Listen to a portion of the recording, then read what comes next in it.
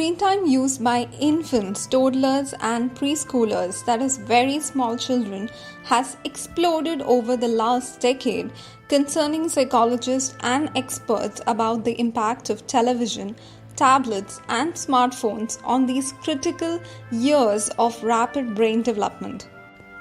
Now, a new study scanned the brains of children 3 to 5 years old and found those who used screens or TV or media or iPad or tablet, whatever it is, more than the recommended 1 hour a day without parental involvement had lower levels of development in the brain's white matter, which is an area key to the development of language, literacy, and cognitive skills such as intelligence and thinking.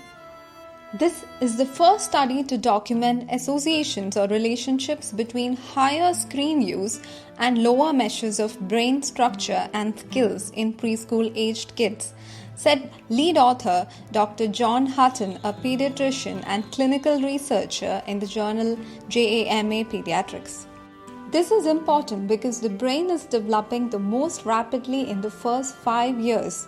That's when brains are very plastic and soaking up everything, forming these strong connections that last for life. Studies have shown that excessive TV viewing is linked to the inability of children to pay attention and think clearly, while increasing poor eating habits and behavioral problems.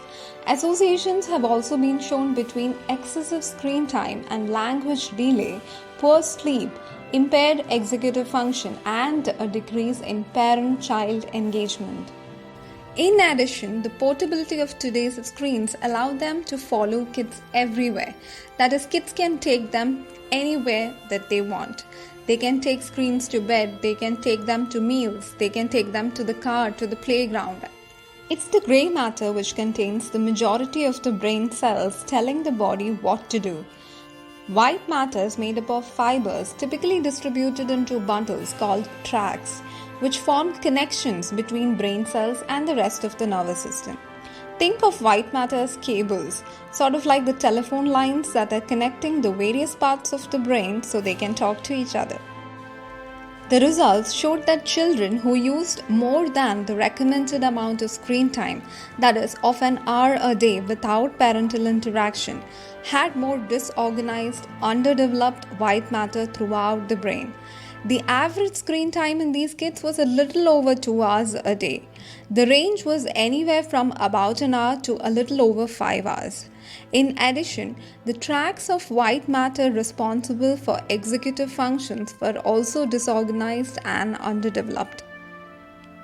The first years of life need to be focused on human interactions that encourage speaking, interacting socially, and playing with loving caregivers to develop thinking, problem solving, and other executive skills.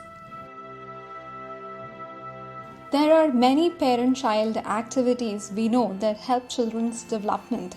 For example, reading, singing, connecting emotionally, being creative, or even just taking a walk, or dedicating some time in our busy days to laugh together. No baby under 18 months old should be exposed to screen media. They should interact with caregivers and their environment and not be placed in front of media. Just like toddlers, preschoolers learn much better from any educational materials when they are co-viewed. That is, they are viewed with their caregiver and there is an interaction with the child. Early research on the effects of viewing violence on television, especially among children, found a desensitizing effect and the potential for aggression. The major effects of seeing violence on television is that children may become less sensitive to the pain and suffering of others. They may be more fearful of the world around them, or they may be more likely to behave in aggressive or harmful ways towards others. Other research has found that exposure to media violence can desensitize people to violence in the real world, and that for some people, watching violence in the media becomes enjoyable and does not result in the anxious arousal that would be expected from seeing such videos.